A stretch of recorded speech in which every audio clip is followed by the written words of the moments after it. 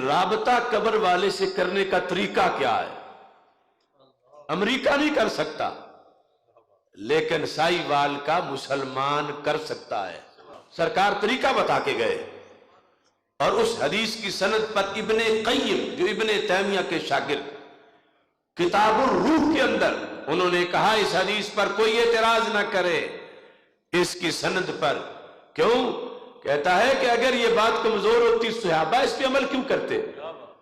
کہ ہمارے آقا صلی اللہ علیہ وسلم ارشاد فرماتے ہیں اذا مات احدکم، جب تم میں سے کوئی فوت ہو جائے، جنازہ ہو جائے، تدفین ہو جائے، پھر فرما فَلْيَقُمْ أَحَدُكُمْ عَلَى رَأْسِ قَبْرِهِ، ایک تم میں سے اس کی قبر کے سرانے کھڑا ہو جائے، کہ سر کی طرف کھڑا ہونا ہے، تدفین کے بعد کھڑا ہونا ہے، مٹی ڈال دی گئی ہے، پھر فرمایا اس قبر والے کا نام لے کے اسے بلانا ہے، اور نام لے کے ایسے نہیں بلانا سنگل، ساتھ اس کی امی کا نام بھی لینا ہے۔ مثلا ایک بندے کا نام خالد ہے، امی اس کا نام زینب ہے، تو کہنا ہے یا خالد ابن زینب، اے خالد زینب کے بیٹے۔ سرکار فرماتے ہیں جب تم پہلی بار بلاؤ گے یسمع ولا یجیب، سن تو لے گا مگر جواب نہیں دے گا۔ دوبارہ کہو یا خالد ابن زینب، سرکار فرماتے ہیں یستوی جالسا، اب قبر میں سیدھا ہو کے بیٹھ جائے گا۔ تیسری بار کہو یا خالد ابن زینب، سرکار فرماتے ہیں اب بول بھی پڑے گا، لیکن سنائی ہمیں نہیں دے گا۔ وہ جو چارپائی پہ لیٹا تھا تو نہیں سنائی دیا، اب تو قبر میں ہے، لیکن ہمیں اپنے کانوں کے سننے پہ اتنا یقین نہیں جتنا سرکار کے کانوں پہ یقین ہے۔ اب وہ بولتا ہے تو کہتا کیا ہے؟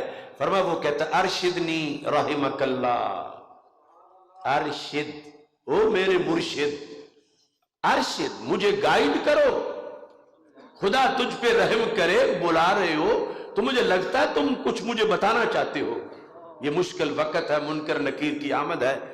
یعنی وہ قبر میں جا کے بھی پچھلوں کو دعا دے رہا ہے۔ لوگ کہتے ہیں قبر والا دیتا کچھ نہیں، سرکار فرماتے ہیں وہ دعا دیتا ہے، بتاؤ اب کیا بتانا ہے، بولو۔ تو سرکار فرماتے ہیں اب اس کے مکمل رابطہ بحال ہے، تم جو بولو گے وہ بولے گا، اب جو بولنا ہے وہ سرکار نے آگے لفظ بتائے ہیں لیکن ہیں عربی میں۔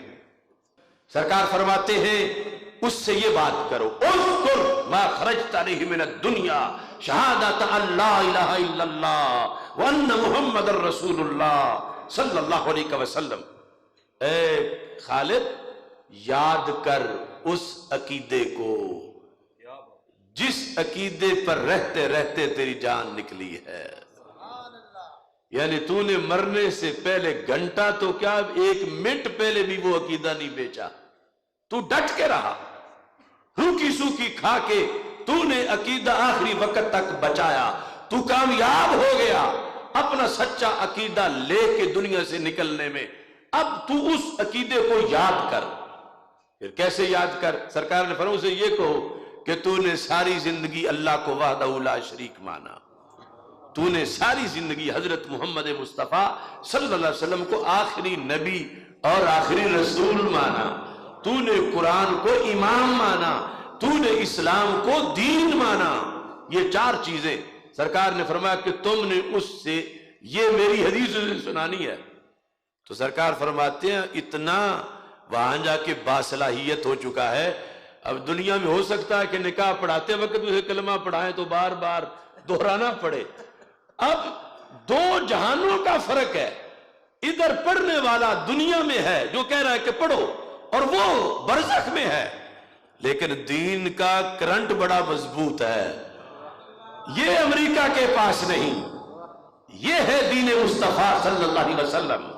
شرط یہ ہے کہ وہ قبر والا بھی مسلمان ہو اور باہر والا بھی مسلمان ہو، اور مسلمان ہونے کے ساتھ پھر یہ بھی ہو کہ قبر والے کو یا سے بلانے کو شرک نہ کہتا ہو۔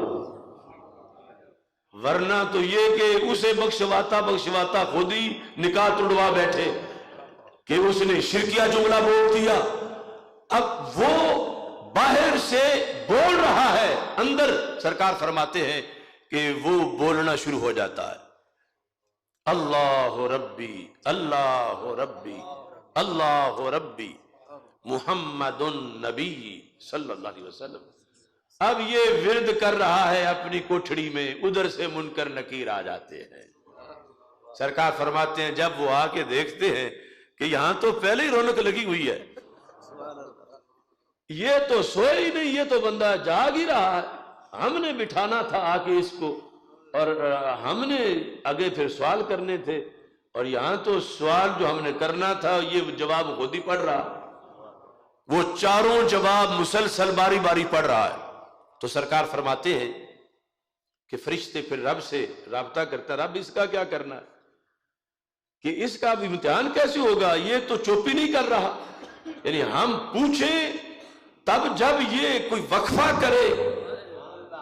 تو سرکار فرماتے ہیں، اللہ فرماتا ہے کہ اس سے پوچھنے کی ضرورت نہیں، بس اس کی قبر میں جنت کا دروازہ کھول دو. اس مقام پر صحابہ نے پھر سوال کیا.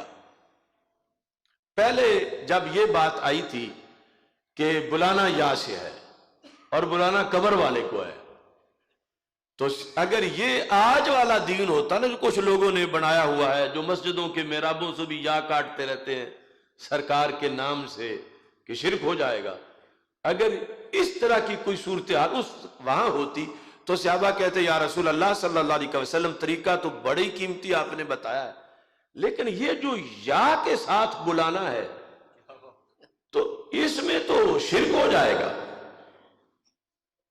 یعنی جن کے دین میں یا رسول اللہ صلی اللہ علیہ وسلم یا غوث کہنے سے نکاح ٹوٹ جاتا ہو، انہیں اگر یہ بات ہوتی تو صحابہ پہلے یہ مسئلہ حل کرواتے کہ ہم کہیں تو صحیح لیکن یا رسول اللہ جو کچھ ہم نے آپ سے پڑھا ہے اس میں تو یہ شرک ہے کہ جو قبر کا ہے بے جان ہے جسے یہ پتھر اور بت کہہ رہے ہیں، ہم اسے آواز دیتے پھرے اے خالد جس کی ہڈیاں ہیں.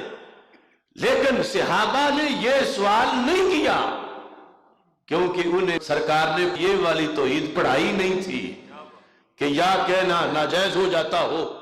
اس نبی کو یا رسول اللہ کہنا اس کا عالم کیا ہوگا جس کی امت میں 15ویں صدی کے رامے کو بھی قبر پہ کھڑے ہو کر یا رحمہ کہہ سکتے ہیں. صحابہ نے یہ نہیں سوال اٹھایا، اگلا اٹھا دیا کہ یا رسول اللہ صلی اللہ علیہ وسلم، لیکن یہ جو آپ نے فرمایا ہے کہ اس کی امی کا نام لینا ہے ساتھ، شرط پوری نہ ہو سکے تو پھر کیا کریں. یعنی سرکار کو کتنا پسند ہے کہ ناگا نہیں ہونا چاہیے، یہ کام ہونا ضرور چاہیے. وہاں مشکل وقت ہے، منکر نکیر کی آمد ہے، پیچھے سے تم پوچھنے جاؤ، ادھر سے امتحان ہو جائے، جو کچھ ہونا ہے ہو جائے، تو مجھے یہ منظور نہیں. اسی وقت تم نے بات کرنی ہے. تو پھر حل کیا ہے؟ فَيَنْسُبُهُ إِلَىٰ أُمِّهِ حَوَّا. نام امی کا ہی لینا ہے، چھوٹی کا نہیں آتا تو بڑی امی کا لے لیں. اسے حوا کا بیٹا کہہ کے پکارو، اے خالد حوا کے بیٹے. سرکار فرماتے ہیں پھر بھی جاگ جائے گا. یہ ہے دین، اور یہ اتنی بڑی سہولت کروڑوں امریکہ ایک قبر کے لیے بھی نہ کر سکے، اور یہاں ہر مومن ہر قبر کے لیے کوٹا لیے ہوئے ہے. سرکار کی سنت کو اگر سامنے رکھے، شرائط پائی جائیں کہ اگلا قابل دعا ہو کہ اس کے لیے دعا کرنا جائز ہو، تو یہ کتنا، یعنی یہ اولین ایصال ثواب ہے. اور افسوس سے آج متروک ہے، حالانکہ اس پہ کون سی مشقت ہے، صرف چند لفظ ہی ہے. ہاں مشکل بڑا ہے، کیونکہ اگر عقیدہ اجازت نہ دے تو پھر کیسے کوئی کرے. لیکن ہمارے لیے کوئی مشکل نہیں ہے، ہمارے عقیدے کے لحاظ سے تو یہ دعا یاد کرنی چاہیے.